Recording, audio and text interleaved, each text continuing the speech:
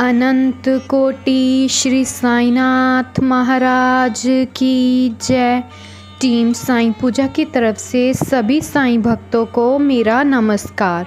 आज हम साईं बाबा की कृपा से श्रवण करेंगे अध्याय 49 हरि का नोबा, सोमदेव स्वामी, नाना साहिब चंदोरकर की कथाएं। प्रस्तावना। जब वेद और पुराण ही ब्रह्म या सद्गुरु का वर्णन करने में अपनी असमर्थता प्रकट करते हैं, तब मैं एक अल्पज्ञ प्राणी अपने सद्गुरु श्री साईं बाबा का वर्णन कैसे कर सकता हूँ। मेरा स्वयं का तो यह मत है कि इस विषय में मौन धारण करना ही अति उत्तम है। सच पूछा जाए तो मूक रहना ही सद्गुरु की विमल पताका रूपी विरुदावली का उत्तम प्रकार से वर्णन करना है। परंतु उनमें जो उत्तम गुण हैं वे हमें मूक कहाँ रहने देते हैं।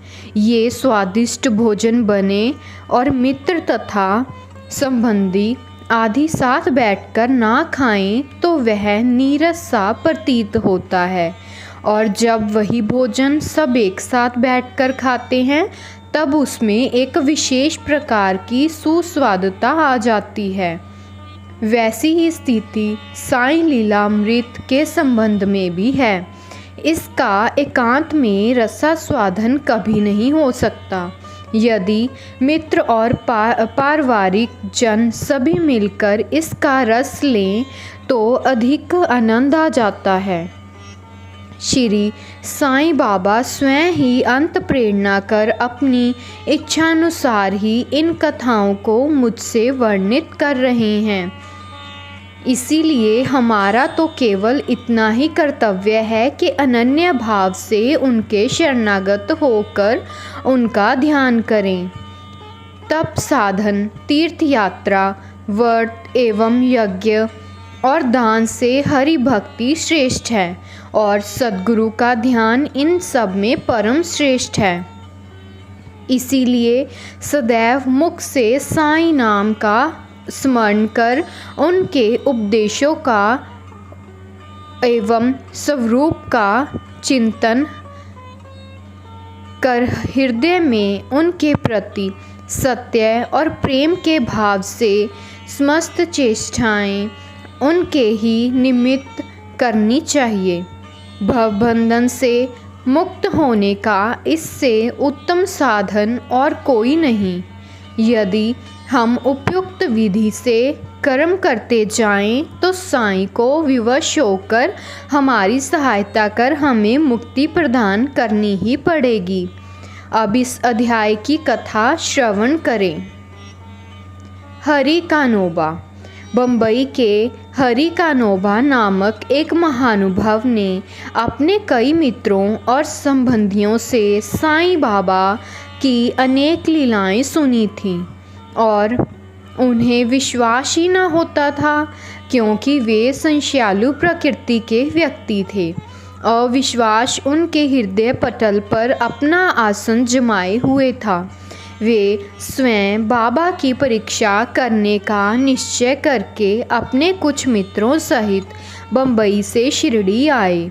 उन्होंने सिर पर एक जरी की पगड़ी और पैरों में नए सैंडल पहन रखे थे। उन्होंने बाबा को दूर से ही देखकर उनके पास जाकर उन्हें प्रणाम तो करना चाहा, परंतु उनके नए सैंडल इस कार्य में बाधक बन गए। उनकी समझ में नहीं आ रहा था कि अब क्या किया जाए। तब उन्होंने अपने सैंडल मंडप के एक सुरक्षित कोने पर रखे और मस्जिद में जाकर बाबा के दर्शन किए। उनका ध्यान सैंडल पर ही लगा रहा, क्यों उन्होंने बड़ी नम्रतापूर्वक बाबा को प्रणाम किया और उनसे प्रसाद और उधी प्राप्त कर लौट आए। पर जब उन्होंने कोने में दृष्टि डाली तो देखा कि सैंडल तो अंतर्धान हो चुके हैं।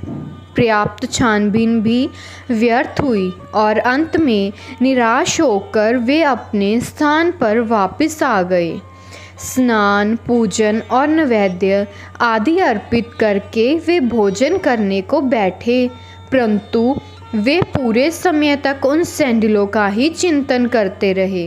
भोजन कर मुँह हाथ धोकर जब वे बाहर आए तो उन्होंने एक मराठा बालक को अपनी ओर आते देखा, जिसके हाथ में डंडे के कोने पर एक नए सैंडलों का जोड़ा लटका हुआ था। उस बालक ने हाथ धोने के लिए बाहर आने वाले लोगों से कहा कि बाबा ने मुझे यह डंडा हाथ में देकर रास्तों में घूम घूम कर हरि का बेटा जरी का फेंटा की पुकार लगाने को कहा है, तथा जो कोई कहे कि सैंडल हमारे हैं, उससे पहले यह पूछना कि क्या उसका नाम हरि और उनके पिता का नाम क अर्थात कानोबा है।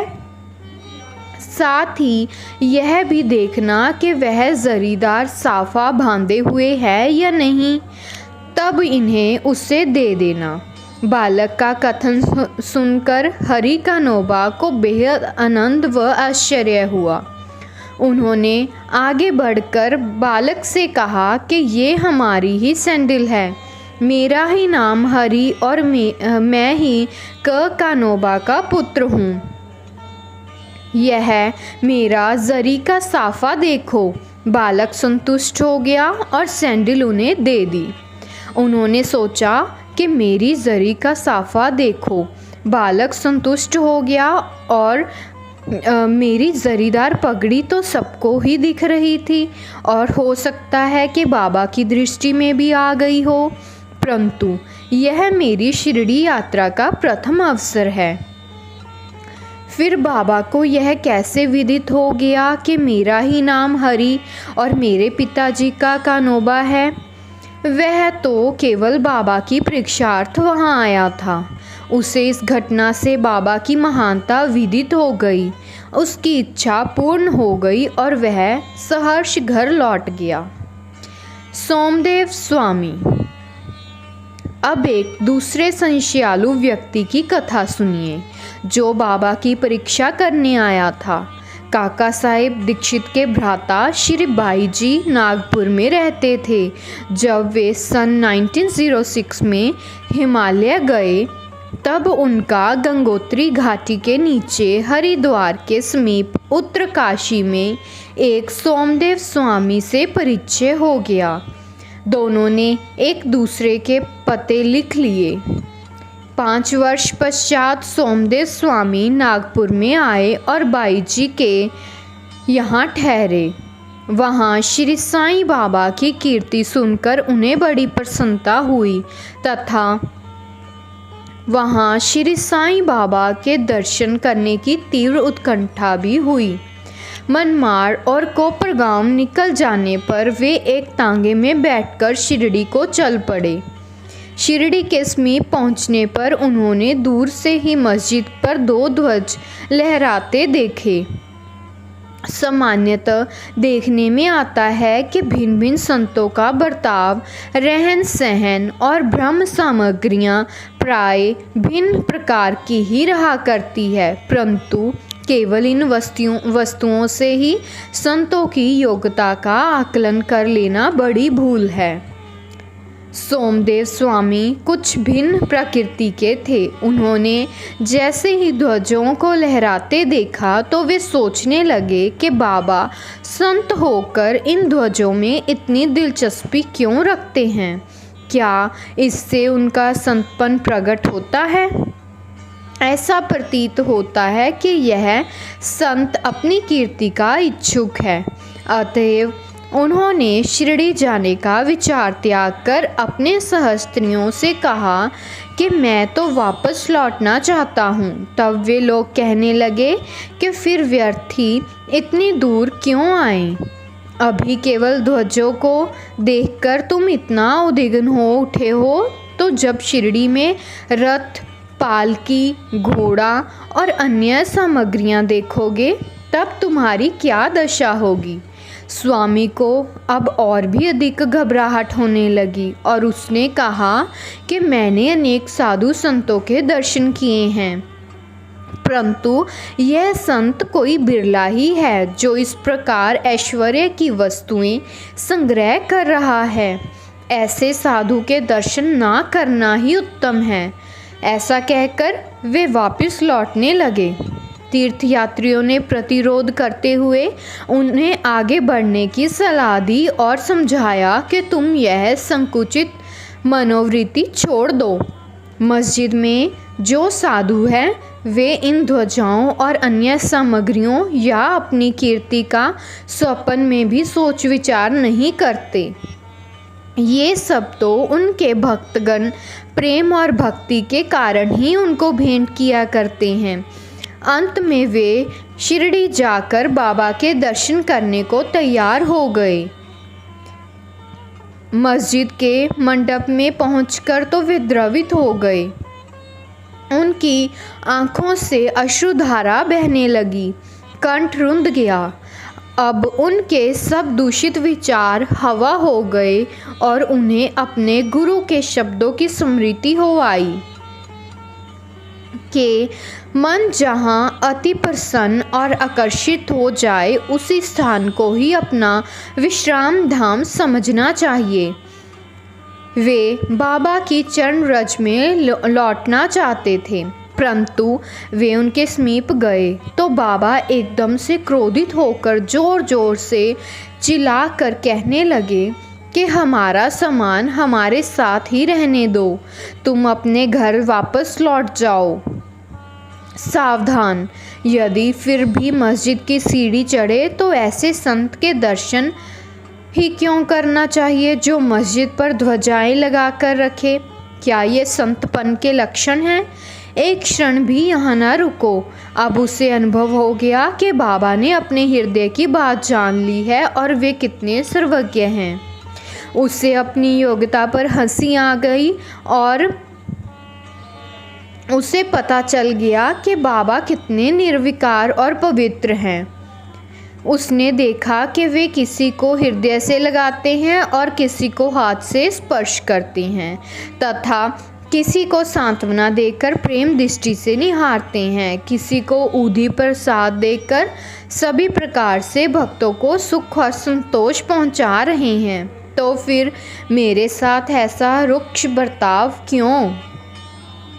अधिक विचार करने पर वे इसी निष्कर्ष पर पहुँचे कि इसका कारण मेरे आंतरिक विचार ही थे और इससे शिक्षा ग्रहण कर मुझे अपना आचरण सुधारना चाहिए। बाबा का क्रोध तो मेरे लिए वरदान स्वरूप है। यह कहना व्यर्थ ही होगा कि वे बाबा की शरण में आ गए और उनके एक परम भक्त बन गए। नाना साहिब चंदोरकर। अंत में नाना साहिब चंदोरकर की कथा लिखकर हेमाड़ पंत ने यह अध्याय समाप्त किया है। एक समय जब नाना साहिब महालसापति और अन्य लोगों के साथ मस्जिद में बैठे हुए थे तो बीजापुर से एक संभ्रांत यवन परिवार श्री साईं बाबा के दर्शनार्थ आया। कुलवंतियाँ की लाज रक्षण भावना देखकर नाना साहिब वहाँ से निकल जाना चाहते थे, परंतु बाबा ने उन्हें रोक लिया। स्त्रियाँ आगे बढ़ी और उन्होंने बाबा के दर्शन किए।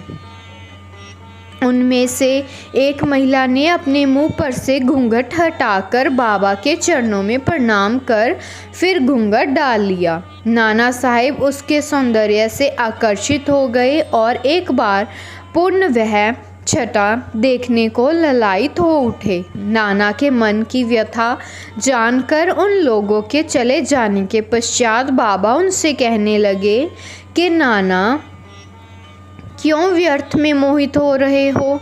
इंद्रियों को अपना कार्य करने दो, हमें उनके कार्य में बाधक न होना चाहिए। भगवान ने यह सुंदर सृष्टि का निर्माण की है, अतः हमारा कर्तव्य है कि हम उसके सौंदर्य की सराहना करें। यह मन तो कर्म से ही स्थिर होता है, और जब सामने का द्वार खुला है तब हमें पिछले द्वार से क्यों प्रविष्ट होना चाहिए। चित्त शुद्ध होते ही फिर किसी कष्ट का अनुभव नहीं होता। यदि हमारे मन में कुविचार नहीं है तो हमें किसी से भयभीत होने की आवश्यकता नहीं है। नेत्रों को अपना कार्य करने दो, इसके लिए तुम्हें लज्जित तथा विचलित न होना चाहिए। उस समय श्यामा भी वहीं थे और उनकी समझ में न आया कि आखिर बाबा के कहने का तात्पर्य क्या है। इसीलिए लौटते समय इस विषय में उन्होंने नाना से पूछा।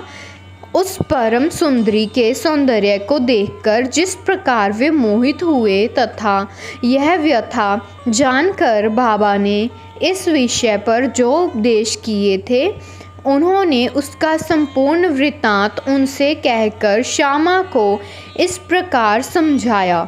हमारा मन स्वभावतः ही चंचल है, पर हमें उसे लंपट ना होने देना चाहिए। इंद्रियां चाहे भले ही चंचल हो जाएं, परंतु हमें अपने मन पर पूर्ण नियंत्रण रखकर उसे अशांत ना होने देना चाहिए। इंद्रियां तो अपना विषय पदार्थ के लिए सदैव चेष्टा की यही करती हैं, पर हमें उनके वशीभूत होकर उनके इच्छित पदार्थों के समीप ना जाना चाहिए। कर्मश प्रयत्न करते रहने से इस चंचलता को नियंत्रित किया जा सकता है। यद्यपि उन पर पूर्ण नियंत्रण संभव नहीं है तो भी हमें उनके वशीभूत न होना चाहिए। प्रसंग अनुसार हमें उनका वास्तविक रूप से उचित गति अवरोध करना चाहिए। सौंदर्य तो आंखें सेंकने का विषय है, इसीलिए हमें निडर होकर सुंदर पदार्थों की ओर देखना चाहिए। यदि हम में किसी प्रकार के कुविचार ना आए तो इसमें लज्जा और भय की आवश्यकता ही क्या है। यदि मन को निरीक्ष बनाकर ईश्वर के सौंदर्य को निहारो तो इंद्रियां सहज ही स्वाभाविक रूप से अपने वश में आ जाएंगी और विषय आनंद लेते समय भी तुम्हें ईश्वर की स्मृति बनी रहेगी। यदि उसे इंद्रियों के पीछे दौड़ने तथा लिप्त रहने दोगे तो तुम्हारा जन्म मृत्यु के पास से कदापि छुटकारा न होगा।